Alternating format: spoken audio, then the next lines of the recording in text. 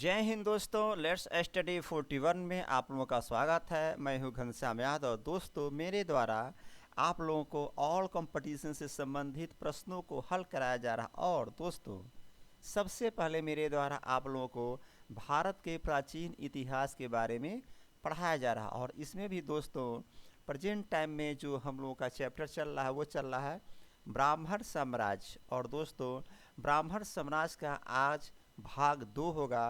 कल हमने ब्राह्मण साम्राज्य का भाग 1 पढ़ा दिया था, लेकिन आज का ब्राह्मण साम्राज्य भाग 2 पढ़ने के पहले आइए सबसे पहले कल हमने जो चैप्टर पढ़ा था ब्राह्मण साम्राज्य भाग 1 पहले उसको रिवीजन करते हैं, फिर आज के चैप्टर को पढ़ना प्रारंभ करते हैं। तो दोस्तों सबसे पहले आइए कल के चैप्टर को रिवीजन करते हैं। तो कल के चैप्टर में दोस्तों सबसे पहले प्रश्न बना था मगध पर पहली बार शासन करने वाला ब्राह्मण राजवंश कौन था। मगध पर पहली बार शासन करने वाला पहला ब्राह्मण राजवंश कौन था। तो दोस्तों इसका उत्तर बना था मगध पर पहली बार शासन करने वाला पहला ब्राह्मण राजवंश शुंग वंश था। क्या था? शुंग वंश था। फिर अगला प्रश्न बना था बौद्ध ग्रंथ में पुष्यमित्र शुंग को क्या कहा गया था। तो दोस्तों इसका उत्तर बना था बौद्ध ग्रंथ में पुष्यमित्र शुंग को बौद्ध द्रोही कहा गया था। क्या कहा गया था? बौद्ध द्रोही कहा गया था, क्योंकि पुष्यमित्र शुंग के द्वारा बहुत सारे स्तूपों को नष्ट करा दिया गया था, गिरवा दिया गया था। तो दोस्तों बौद्ध ग्रंथ में पुष्यमित्र शुंग को बौद्ध द्रोही कहा गया, क्योंकि इसके द्वारा या इसके शासन काल में बहुत से बौद्ध स्तूपों को नष्ट करवा दिया गया, या कह सकते हैं कि स्तूपों को गिरवा दिया गया। फिर अगला प्रश्न बना मध्य प्रदेश के भरहुत स्तूप का पुनः निर्माण किसने करवाया था। इसका उत्तर बना था मध्य प्रदेश के भरहुत स्तूप का पुनः निर्माण पुष्यमित्र शुंग के द्वारा करवाया गया था। किसके द्वारा? पुष्यमित्र शुंग के द्वारा करवाया गया था। फिर अगला प्रश्न बना मौर्य साम्राज्य समाप्त होने के बाद उत्तर पश्चिम सीमा प्रांत तथा मध्य भारत में किसका शासन आया था। दोस्तों हमने आपको बताया था उत्तर पश्चिम सीमा प्रांत, ऐसे कह सकते हैं मौर्य साम्राज्य समाप्त होने के बाद उत्तर पश्चिम सीमा प्रांत तथा मध्य भारत में विदेशी शासक आए, जो सबसे पहले हिंद, यमन, शक, पल्लव और कुषाण वंश के शासक आए थे। फिर अगला प्रश्न बना था मौर्य साम्राज्य के पाटलिपुत्र तथा महाराष्ट्र के एरिया में किस शासक का राज होता है। मौर्य साम्राज्य के बाद पाटलिपुत्र तथा महाराष्ट्र के एरिया में किस शासक का राज होता है। मौर्य साम्राज्य के बाद पाटलिपुत्र तथा महाराष्ट्र के एरिया में देशी ब्राह्मण राज्य की स्थापना होती है। ध्यान देंगे, देशी ब्राह्मण मतलब अपने देश के ब्राह्मणों का, यानी अपने देश के ब्राह्मण राज्य की स्थापना होती है, जिसमें शुंग वंश, कौरव वंश, आंध्र सातवाहन वंश, वाकाटक वंश एवं चेदी वंश आते हैं। फिर अगला प्रश्न बना था शुंग वंश की स्थापना किसके द्वारा की गई। तो दोस्तों इसका उत्तर बना था शुंग वंश की स्थापना पुष्यमित्र शुंग के द्वारा की गई थी। फिर अगला प्रश्न बना शुंग मूलतः कहाँ की जाति थी। दोस्तों इसका उत्तर बना था शुंग मूलतः उज्जैन की ब्राह्मण जाति थी। कहाँ की? उज्जैन की ब्राह्मण जाति थी। फिर अगला प्रश्न बना शुंग वंश की नींव कैसे पड़ी थी। दोस्तों शुंग वंश की नींव मौर्य वंश के अंतिम शासक बृहदत्त की हत्या करके मगध में शुंग वंश की नींव डाली गई थी। फिर अगला प्रश्न बना पुष्यमित्र शुंग ने अपनी राजधानी कहाँ बनाई। तो दोस्तों इसका उत्तर था पुष्यमित्र शुंग ने अपनी राजधानी विदिशा को बनाई थी। कहाँ बनाई थी? विदिशा को बनाई थी। फिर अगला प्रश्न बना पुष्यमित्र शुंग ने कितने अश्वमेध यज्ञ करवाए थे। दोस्तों इसका उत्तर बना था पुष्यमित्र शुंग ने 2 अश्वमेध यज्ञ करवाए थे, जिसके पुरोहित पतंजलि थे। कौन थे? पतंजलि थे। फिर अगला प्रश्न बना बौद्ध पुस्तक जातक ग्रंथ की रचना किसके समय में हुआ था। तो दोस्तों इसका उत्तर बना था बौद्ध पुस्तक जातक ग्रंथ की रचना पुष्यमित्र शुंग के समय में हुआ था। ध्यान देंगे दोस्तों ये किसने नहीं है, बौद्ध पुस्तक जातक ग्रंथ की रचना किसके समय में है, ये थोड़ा सा मिस्टेक हो गया था, आप लोग सही कर लेंगे।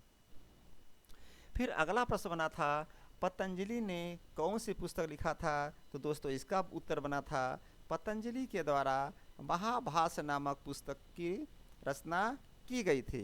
फिर अगला प्रश्न बना पढ़नी के द्वारा कौन सी पुस्तक लिखी गई थी, तो दोस्तों इसका उत्तर था पढ़नी के द्वारा अष्टाध्यायी नामक पुस्तक लिखी गई थी। कौन सी? अष्टाध्यायी नामक पुस्तक लिखी गई थी।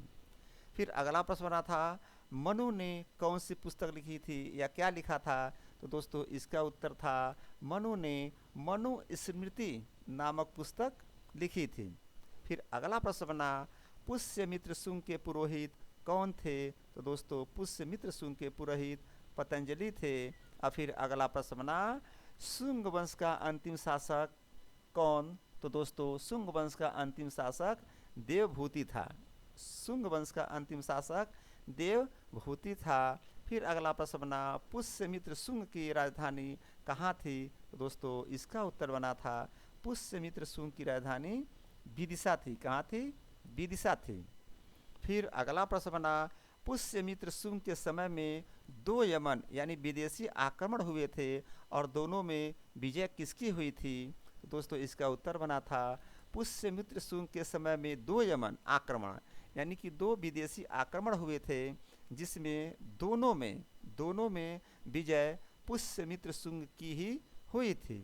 फिर अगला प्रश्न बना पहले आक्रमण का नेतृत्व किसने किया था, तो दोस्तों इसका उत्तर बना था पहले आक्रमण का नेतृत्व डेमेट्रियस के द्वारा किया गया था। तो दोस्तों इस प्रकार से कल हमने जो आप लोगों को चैप्टर पढ़ाया था उसका रिवीजिंग हो गया और अब आइए आज के चैप्टर को पढ़ना प्रारंभ करते हैं।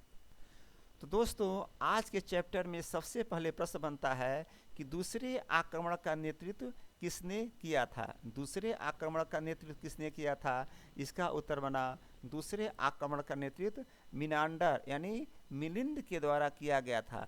पहले आक्रमण का नेतृत्व मैंने आपको बता दिया कि पहले आक्रमण का नेतृत्व कल के चैप्टर में बताया और आज का चैप्टर में बनता है प्रश्न सबसे पहले दूसरे आक्रमण का नेतृत्व किसने किया था, तो दोस्तों दूसरे आक्रमण का नेतृत्व मिनांडर अर्थात मिलिंद के द्वारा किया गया था।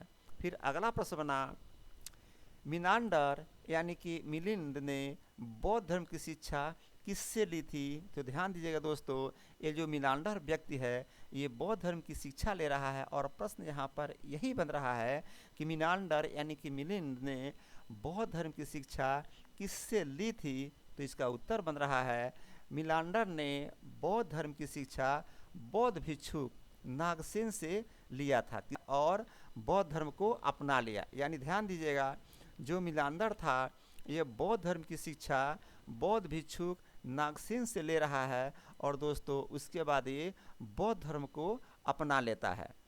बौद्ध धर्म की शिक्षा मिनांडर ने किससे लिया, उत्तर देंगे बौद्ध धर्म की शिक्षा मिनांडर ने बौद्ध धर्म की शिक्षा मिनांडर ने बौद्ध भिक्षुक नागसेन से लिया और उसके बाद दोस्तों बौद्ध धर्म को अपना लेता है कौन, मिनांडर ने।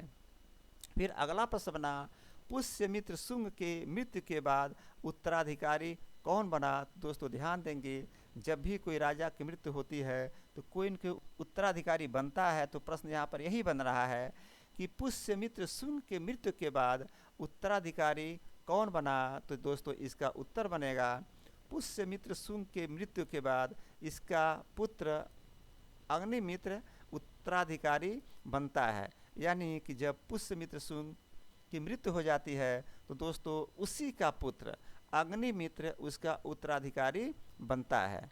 तो प्रश्न बन रहा है कि पुष्यमित्र शुंग के मृत्यु के बाद उसका उत्तराधिकारी कौन बना। तो दोस्तों आप उत्तर देंगे पुष्यमित्र शुंग के मृत्यु के बाद उसका उत्तराधिकारी उसी का पुत्र अग्निमित्र उत्तराधिकारी बनता है। फिर अगला प्रश्न बना वैदिक धर्म एवं संस्कृत का पुनरुत्थान किसने किया। तो दोस्तों इसका उत्तर बना वैदिक धर्म एवं संस्कृत का पुनरुत्थान पुष्यमित्र शुंग के द्वारा किया गया था।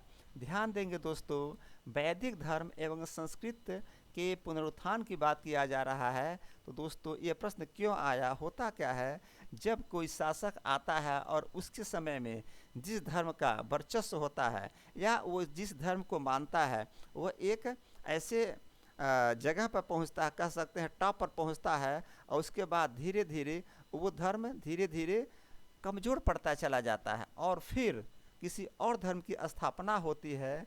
तो वैदिक धर्म एवं संस्कृत का पुनरुत्थान किसने किया? प्रश्न पूछ रहा है। चूँकि वैदिक धर्म उसके पहले बौद्ध धर्म था और बहुत ही वो ऊंचाई पर चल रहा था, लेकिन जब पुष्यमित्र शुंग आ रहा है तो वो क्या कर रहा है? सारे धर्म को हटा करके वैदिक धर्म एवं संस्कृत का पुनरुत्थान करवा रहा। कौन करवा रहा है? पुष्यमित्र शुंग के द्वारा किया जा रहा है। तो प्रश्न यही बन रहा है कि वैदिक धर्म एवं संस्कृत का पुनरुत्थान किसके द्वारा किया गया? तो दोस्तों वैदिक धर्म एवं संस्कृत का पुनरुत्थान पुष्यमित्र शुंग के द्वारा किया गया। फिर अगला प्रश्न बना, भरहुत स्तूप का निर्माण किसने करवाया था? तो दोस्तों इसका उत्तर बना, भरहुत स्तूप का निर्माण पुष्यमित्र शुंग के द्वारा करवाया गया था। भरहुत स्तूप का निर्माण पुष्यमित्र शुंग के द्वारा करवाया गया था। फिर अगला प्रश्न बना, सांची के स्तूप की वेदिका का पुनः निर्माण किसने करवाया था? ध्यान देंगे, सांची का जो स्तूप था उसके वेदिका की बात की जा रही है। कह रहा प्रश्न में कि सांची स्तूप के वेदिका का पुनः निर्माण किसने कराया था?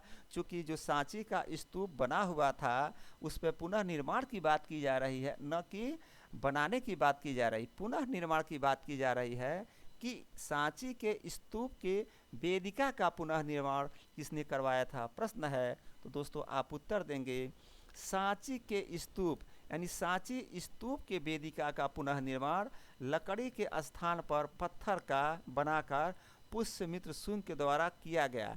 ध्यान देंगे, जो सांची स्तूप का वेदिका बना हुआ था पहले लकड़ी का बना हुआ था, लेकिन लकड़ी के स्थान पर पुष्यमित्र शुंग क्या कर रहा है? पत्थर का वेदिका बनवा रहा है। तो प्रश्न यही पूछा गया कि सांची स्तूप के वेदिका का पुनः निर्माण किसने करवाया? तो दोस्तों आप उत्तर देंगे, सांची स्तूप के वेदिका का पुनः निर्माण लकड़ी के स्थान पर। ध्यान देंगे, पहले उसकी वेदिका लकड़ी की बनी हुई थी, तो लकड़ी के स्थान पर पत्थर का बना करके पुष्यमित्र शुंग के द्वारा किया गया था। यानी पुष्यमित्र शुंग क्या कर रहा है? सांची के स्तूप के वेदिका का पुनः निर्माण कर रहा है, जो कि लकड़ी का बना हुआ था और पत्थर का बनवाया। फिर अगला प्रश्न बना, मालविकाग्नि मित्रम की रचना किसके द्वारा की गई थी? तो दोस्तों इसका उत्तर बना, मालविकाग्नि मित्रम की रचना कालिदास के द्वारा की गई थी। किसके द्वारा की गई थी? देखेंगे दोस्तों, यहाँ पर मैंने एक पुस्तक का पिक लगाया है कि मालविकाग्नि मित्रम की रचना कालिदास के द्वारा किया गया। तो प्रश्न आएगा, मालविकाग्नि मित्रम की रचना किसके द्वारा की जा रही है? तो दोस्तों आप उत्तर देंगे, मालविकाग्नि मित्रम की रचना कालिदास के द्वारा की गई थी। फिर अगला प्रश्न बना, मालविकाग्नि मित्रम का नायक कौन था? तो दोस्तों ध्यान देंगे, मालविकाग्नि मित्रम का नायक शुंग वंश का शासक अग्निमित्र था। कौन था? शुंग वंश का शासक अग्निमित्र था। प्रश्न बना, दो प्रश्न बना मालविकाग्नि मित्रम से संबंधित। पहला प्रश्न बना, मालविकाग्नि मित्रम की रचना किसके द्वारा की गई थी? इसका उत्तर बना दोस्तों, मालविकाग्नि मित्रम की रचना कालिदास के द्वारा की गई थी। और इसी से संबंधित अगला प्रश्न बना, मालविकाग्नि मित्रम का नायक कौन था? तो उत्तर देंगे, मालविकाग्नि मित्रम का नायक शुंग वंश का शासक अग्निमित्र था। कौन था? शुंग वंश का शासक अग्निमित्र था।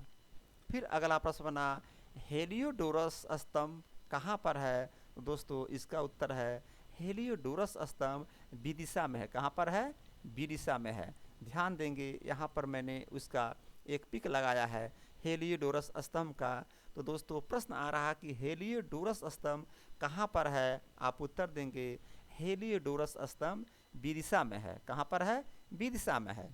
फिर अगला प्रश्न बना, हेलियोडोरस स्तंभ किसके द्वारा बनवाया गया था? तो दोस्तों इसका उत्तर बना, हेलियोडोरस स्तंभ यूनानी राजदूत हेलियोडोरस के द्वारा बनवाया गया था। ध्यान देंगे ये हेलियोडोरस है जो यूनानी राजदूत था दोस्तों, और हेलियोडोरस स्तंभ को हेलियोडोरस के द्वारा ही बनवाया जा रहा, और उसी के नाम पर हेलियोडोरस स्तंभ उसका नाम पड़ा था।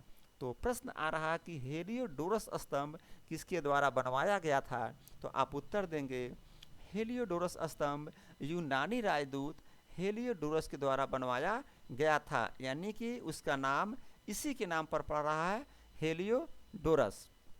फिर अगला प्रश्न बना, हेलियोडोरस स्तंभ के समय यहाँ का राजा कौन था, तो दोस्तों हेलियोडोरस स्तंभ के समय शुंग वंश का राजा भागभद्र का राज था। ध्यान दीजिएगा, शुंग वंश का राजा भागभद्र का राज था। कब? जब हेलियोडोरस स्तंभ यहाँ पे बनवाया गया। प्रश्न बन रहा है कि हेलियोडोरस स्तंभ के समय यहाँ का राजा कौन था, तो दोस्तों ध्यान देंगे हेलियोडोरस स्तंभ के समय शुंग वंश का राजा भागभद्र था। कौन था? भागभद्र था। तो दोस्तों इस प्रकार हेलियोडोरस, यहाँ 3 प्रश्न बन रहा है। पहला, हेलियोडोरस स्तंभ कहाँ पर है, आप उत्तर देंगे हेलियोडोरस स्तंभ विदिशा में है। फिर अगला प्रश्न बना, हेलियोडोरस स्तंभ किसके द्वारा बनवाया गया, आप उत्तर देंगे हेलियोडोरस स्तंभ यूनानी राजदूत हेलियोडोरस के द्वारा बनवाया गया था। और फिर तीसरा प्रश्न बन रहा है, हेलियोडोरस स्तंभ के समय यहाँ का राजा कौन था, तो दोस्तों उत्तर देंगे हेलियोडोरस स्तंभ के समय शुंग वंश का राजा भागभद्र था। फिर अगला प्रश्न बना कि शुंग वंश का अंतिम शासक कौन था, तो दोस्तों शुंग वंश का अंतिम शासक देवभूति था। शुंग वंश से संबंधित प्रश्न में लास्ट प्रश्न है कि शुंग वंश का अंतिम शासक कौन था, तो दोस्तों लिखेंगे शुंग वंश का अंतिम शासक देवभूति था। शुंग वंश का अंतिम शासक देवभूति था। तो दोस्तों इस तरह शुंग वंश यहाँ पे समाप्त होता है, और इसके बाद अब हम लोग पढ़ेंगे कौरव वंश के बारे में। इसके बाद हम पढ़ेंगे कौरव वंश के बारे में। तो दोस्तों आइए देखते हैं कि कौरव वंश में कौन कौन से प्रश्न बन रहे हैं। तो दोस्तों ध्यान देंगे, सबसे पहले कौरव वंश में पहला प्रश्न बन रहा है कि कौरव वंश की स्थापना किसने किया था। ध्यान देंगे, कौरव वंश की स्थापना किसने किया था, तो इसका उत्तर बना कौरव वंश की स्थापना वासुदेव के द्वारा अंतिम शुंग शासक देवभूति की हत्या कर दी गई।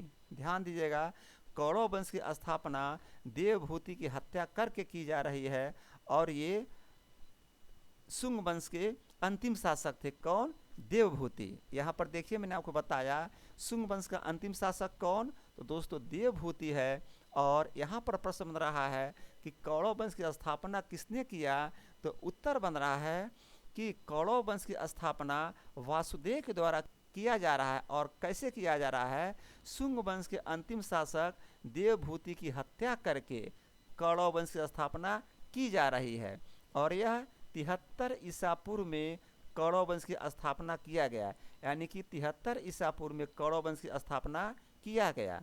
तो प्रश्न बनेगा कौरव वंश की स्थापना किसने किया, तो आप उत्तर देंगे वासुदेव के द्वारा अंतिम शुंग शासक देवभूति की हत्या कर दी गई, और 73 ईसा पूर्व में कौरव वंश की स्थापना की गई। फिर अगला प्रश्न बना कौरव वंश के संस्थापक कौन थे, तो दोस्तों कौरव वंश के संस्थापक वासुदेव थे।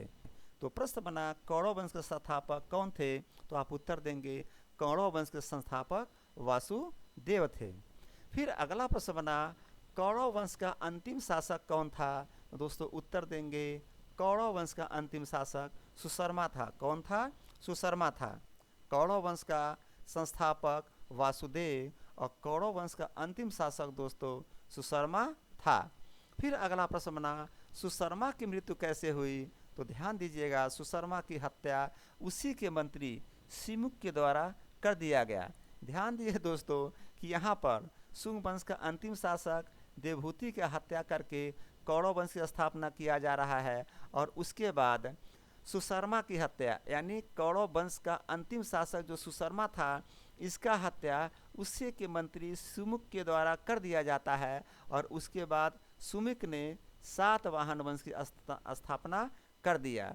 दोस्तों प्रश्न पूछेगा सुशर्मा की मृत्यु कैसे हुई थी, तो दोस्तों आप उत्तर देंगे सुशर्मा की मृत्यु उसी के मंत्री सिमुक के द्वारा कर दिया गया। यानी कि सुशर्मा क्या कर रहा है, सुशर्मा की हत्या उसी के मंत्री सिमुक कर रहा है और उसके बाद सिमुक सातवाहन वंश की स्थापना कर रहा है। तो दोस्तों कौरव वंश में बस यही 4-5 प्रश्न आए। कौरव वंश की स्थापना किसने किया, आप उत्तर देंगे वासुदेव के द्वारा अंतिम शुंग शासक देवभूति की हत्या कर दी जाती है और 73 ईसा पूर्व में कौरव वंश की स्थापना की गई। उसके बाद प्रश्न आ जाता था कौरव वंश के संस्थापक कौन थे, आप उत्तर देंगे कौरव वंश के संस्थापक वासुदेव थे। और दोस्तों अगला प्रश्न आया था कौरव वंश से, कौरव वंश का अंतिम शासक कौन था, तो दोस्तों कौरव वंश का अंतिम शासक सुशर्मा था। फिर लास्ट प्रश्न आ जा कौरव वंश से कि सुशर्मा की मृत्यु कैसे हुई, तो दोस्तों इसका उत्तर बना सुशर्मा की हत्या उसी के मंत्री सिमुक के द्वारा कर दिया जाता है और उसके बाद सिमुक सातवाहन वंश की स्थापना करता है।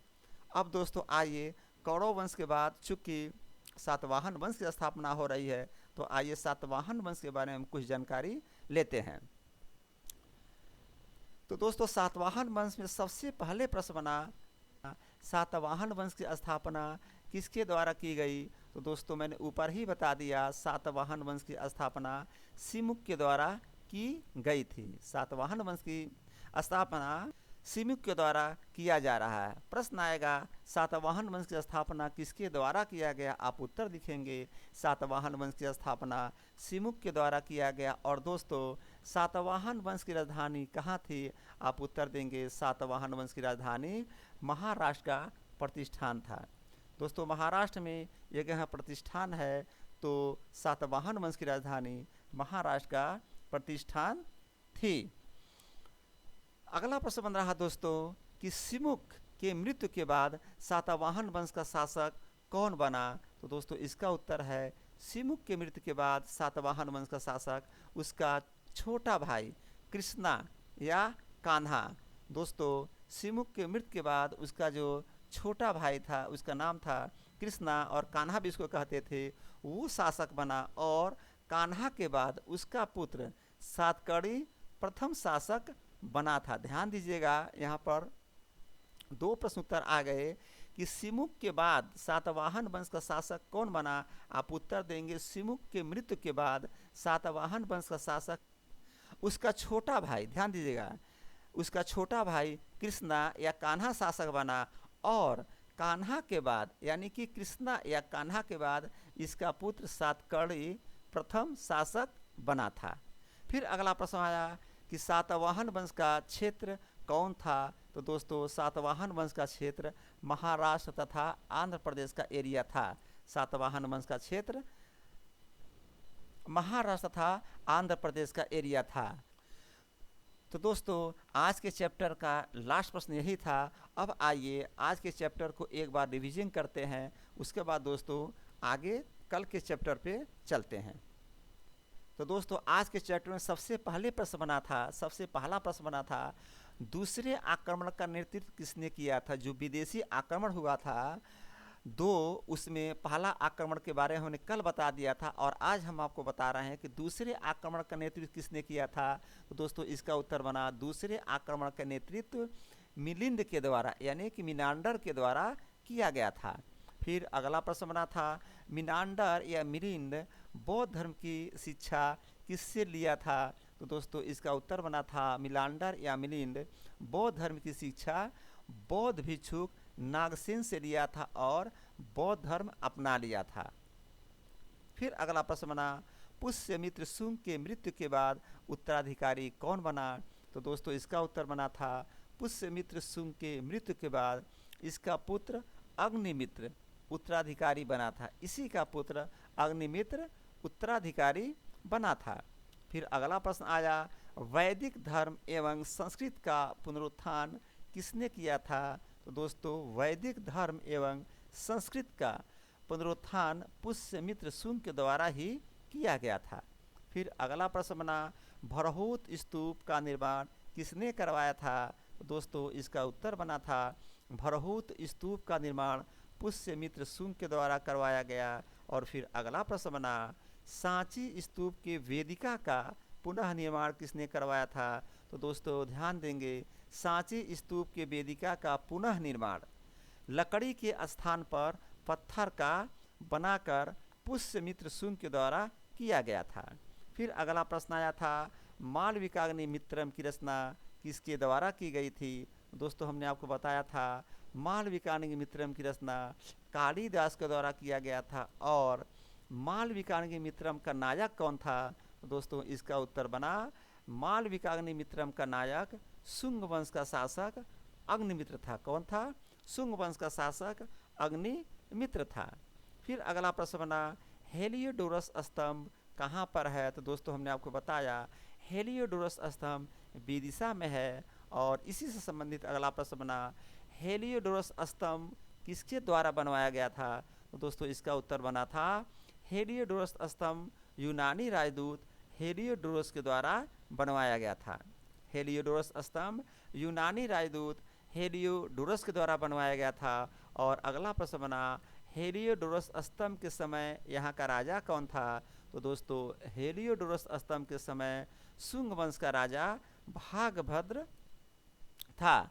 हेलियोडोरस स्तंभ के समय शुंग वंश का राजा भागभद्र का राज था।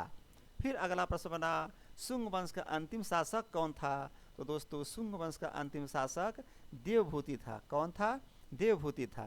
फिर दोस्तों अगला आया वंश कौरव वंश, जिसमें सबसे पहले प्रश्न बना था कौरव वंश की स्थापना किसने किया था? तो इसका उत्तर बना था, कौरव वंश की स्थापना वासुदेव के द्वारा अंतिम शुंग शासक देवभूति की हत्या कर दी गई और 73 ईसा पूर्व में कौरव वंश की स्थापना कर दिया गया। फिर अगला प्रश्न बना, कौरव वंश के संस्थापक कौन थे? तो दोस्तों कौरव वंश के संस्थापक वासुदेव थे। और फिर अगला प्रश्न बना, कौरव वंश का अंतिम शासक कौन था? तो दोस्तों कौरव वंश का अंतिम शासक सुशर्मा था। कौन था? सुशर्मा था। फिर अगला प्रश्न बना, सुशर्मा की मृत्यु कैसे हुई थी? सुशर्मा की हत्या उसी के मंत्री सिमुक के द्वारा कर दिया गया और उसके बाद सिमुक ने सातवाहन वंश की स्थापना कर दिया था। सुशर्मा की मृत्यु कैसे हुई? आप उत्तर देंगे, सुशर्मा की हत्या उसी के मंत्री सिमुक के द्वारा कर दिया गया।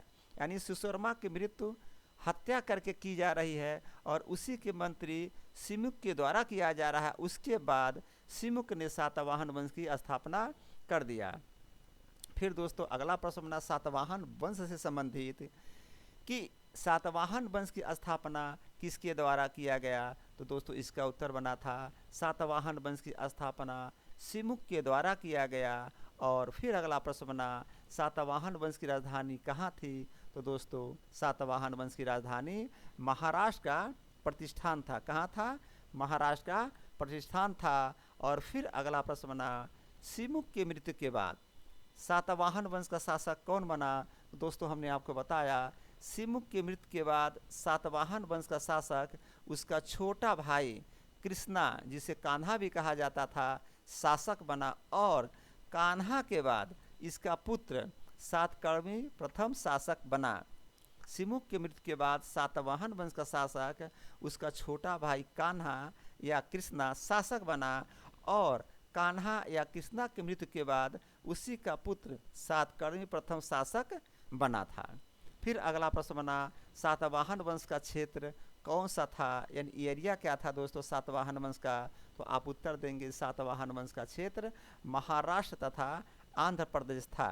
यानी महाराष्ट्र तथा आंध्र प्रदेश सातवाहन वंश का क्षेत्र था, यानी उसका एरिया था। तो दोस्तों आज के चैप्टर में हमने आपको बताया पहले आक्रमण का नेतृत्व किसने किया था, हमने पहले आपको बता दिया था। और दूसरे आक्रमण का नेतृत्व कौन कर रहा है? तो यहाँ पर उत्तर बना कि दूसरे आक्रमण का नेतृत्व मिनांडर या मिलिंद के द्वारा किया गया था। और दोस्तों मिलांडर या मिलिंद, उसका नाम मिलांडर भी कह सकते हैं, मिनांडर भी कह सकते हैं और मिलिंद भी कह सकते हैं, दोनों एक ही व्यक्ति का नाम है। तो दोस्तों मिनांडर या मिलिंद ने बौद्ध धर्म की शिक्षा बौद्ध भिक्षुक नागसेन से लिया और बौद्ध धर्म को अपना लिया था। और आगे हमने आपको बताया पुष्यमित्र शुंग के मृत्यु के बाद इसका पुत्र अग्निमित्र उत्तराधिकारी बना दोस्तों। और वैदिक धर्म एवं संस्कृत का पुनरुत्थान पुष्यमित्र शुंग के द्वारा ही किया गया और भरहूत स्तूप का पुनः निर्माण पुष्यमित्र के शुंग के द्वारा किया जा रहा है और सांची स्तूप के वेदिका का पुनः निर्माण लकड़ी के स्थान पर पत्थर का बना करके पुष्यमित्र शुंग के द्वारा किया गया था। फिर हमने आपको बताया मालविकाग्नि मित्रम की रचना कालिदास के द्वारा किया जा रहा है और मालविकाग्नि मित्रम का नायक शुंग वंश का शासक अग्निमित्र था। फिर हमने आपको बताया हेलियोडोरस स्तंभ विदिशा में है और हेलियोडोरस स्तंभ यूनानी राजदूत हेलियोडोरस के द्वारा ही बनवाया गया था। और दोस्तों हेलियोडोरस स्तंभ के समय शुंग का राजा भागभद्र का राज था। फिर आगे हमने बताया शुंग वंश के बारे में, शुंग वंश का अंतिम शासक देवभूति था। फिर हमने आपको बताया वासुदेव के द्वारा अंतिम शुंग शासक देवभूति की हत्या कर दी गई और 73 ईसा पूर्व में कौरव वंश की स्थापना की गई। और दोस्तों कौरव वंश के संस्थापक वासुदेव थे और कौरव वंश का अंतिम शासक सुशर्मा था। और दोस्तों सुशर्मा की हत्या उसी के मंत्री सिमुक ने कर दिया और उसके बाद सिमुक ने सातवाहन वंश की स्थापना किया था। फिर हमने आपको बताया सातवाहन वंश की स्थापना सिमुक के द्वारा किया गया और सातवाहन वंश की राजधानी महाराष्ट्र का प्रतिष्ठान हुआ करती थी। और दोस्तों सिमुक के मृत्यु के बाद सातवाहन वंश का शासक उसका छोटा भाई कृष्णा, जिसे कान्हा भी कहते थे, शासक बना और कान्हा के बाद उसी का पुत्र सातकर्णी प्रथम शासक बना था। फिर हमने आपको बताया सातवाहन वंश का क्षेत्र महाराष्ट्र तथा आंध्र प्रदेश का एरिया था। इस प्रकार दोस्तों आज का चैप्टर आज यहीं पर समाप्त होता है, ब्राह्मण साम्राज्य भाग 2। तो दोस्तों फिर कहूँगा ठीक से पढ़िए, तरीके से पढ़िए, मन लगा के पढ़िए, कंपटीशन की तैयारी करिए और रिवीजन करिए। रिवीजन के बारे में तो मैं हर बार कहता हूँ, रिवीजन किसी भी हाल में नहीं भूलना है, रिवीजिंग किसी भी हाल में नहीं भूलना है। रिवीजिंग करते रहिए दोस्तों, याद करिए, आगे बढ़िए। और दोस्तों कहूँगा कि मेरे चैनल को लाइक करिए, सब्सक्राइब करिए और कमेंट में आपको कुछ पूछना है तो कमेंट के माध्यम से पूछ सकते हैं दोस्तों। और आज का अध्याय यहीं पर समाप्त करता हूँ। जय हिंद, जय भारत।